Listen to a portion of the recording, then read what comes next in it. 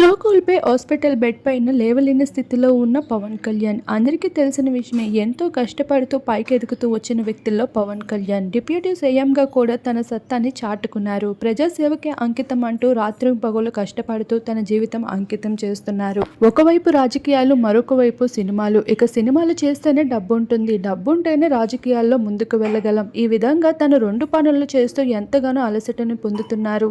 ఇక దానివల్ల తన ఆరోగ్యం కూడా పెద్దగా పట్టించుకోకపోవడం వల్ల ఈరోజు స్పృహ కోల్పోయి హాస్పిటల్లో ఉండడం జరిగింది.